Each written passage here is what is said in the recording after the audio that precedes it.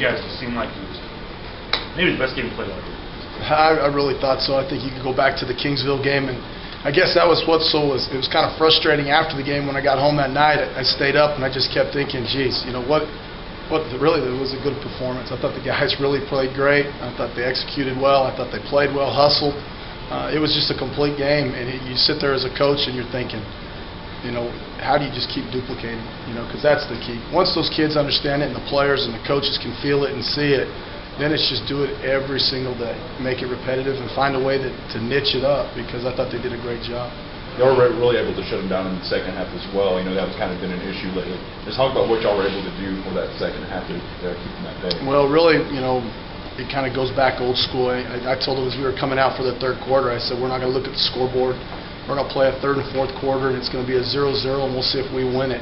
And we'll see what happens at the end, you know. And I kept score on the sideline and kept telling them, okay, you're up 7, it's a one-score game, and the whole deal, and just kind of changed the mindset of what the lead was and try to break it back down to a 0-0 game. I don't know if that's in their mindset, how they looked at it, but I thought that's how we needed to approach it, and they just completed the game, and they found a way to finish a lot better. And it's such a simple thing, but once they see it as a player and as a team, it's the truth. It's what it is. Can you hit on one thing specifically, and how well Nathan is returning the football, and kind of how that shifts momentum for you guys, and you know, anytime you can make a big play on special teams? I think the big thing is on that kickoff return or punt return teams, you know, you got to count those as an offensive play. It's an offensive possession.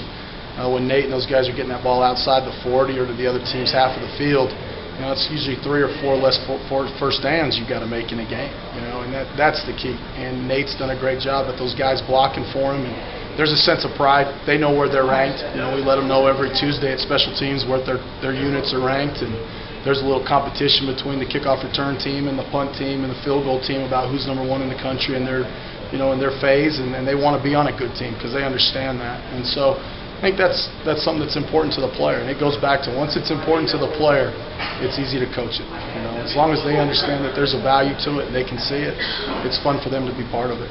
As a coach, with this wide open LSC the way it is, especially for the playoff purposes, to be with Midwestern losing, Tarleton's right there, you're right there, and things could stack into places.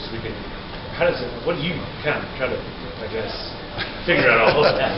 Well, really, I'm not doing much scoreboard watching. A couple guys asked me if I watched the scoreboard of the Eastern game and the Midwestern, and I knew what it was when we left to go to the stadium, what their second score was, the second quarter score, but I didn't see the rest of it. But for us, really, it goes back to, like I try telling them every week, it's just a one-game season, and that's the most important thing to totally understand about college football. And it sounds so simple and so easy to say it, but when you play college football, every week is the same week. It doesn't matter if you're playing Eastern, it doesn't matter if you're playing Midwestern or Tarleton or whoever we're playing. And we've got to win every week. And the kids have felt it when we've lost, and they understand that a loss is costly. It hurts you. But they also see the rewards of the wins and to keep pushing.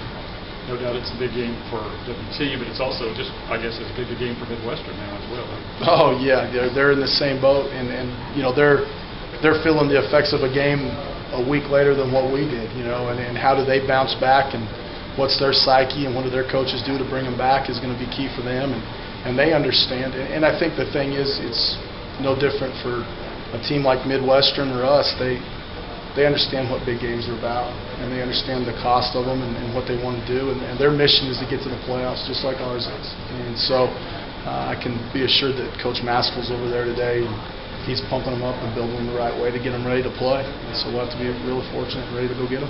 Talk about Midwestern a little bit. I know there are a lot of new players on the offensive side of the ball. I'm not sure about defensively, but kind of talk about them a little bit for us. Well, really Midwestern, you know, offensively, when you watch them play, you're going to see a team that looks a lot like West Georgia. You know, they're built a lot the same way. Offensive scheme, you know, a lot of zone read, quarterback run. Not much different. You know, even though they've changed offensive coordinators again this year, it's really the same scheme that Coach Maskell's always ran over there. Defensively with Coach Renner, it's going to be a lot of movements up front and a lot of D-line games, and he's big into that, and it looks like it's going to hold true. So, you know, the thing with those guys is they've got real good continuity on their staff, not a lot of turnover except for that offensive coordinator position, and they'll be ready to play because the head coach and D coordinator understand what the game's all about this week.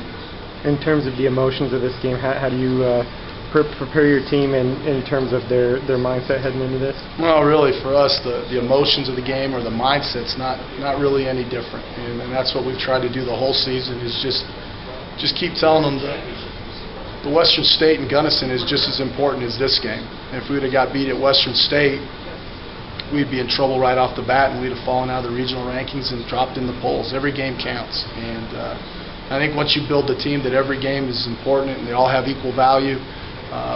The kids understand when they watch the tape of who they're playing. They can see on tape. They're not dumb. They understand football. They can see who has talent, who doesn't, and how to get ready for it. But as coaches and their mindset, they know that the game has value. It doesn't matter who's on the schedule. When you look at the X's and O's of what Midwestern does, are there any particular keys for your team to be successful? I think that the big thing will come back like we did against West Georgia. We got to stop the run. We're going to control the quarterback run and the option plays that they're going to do.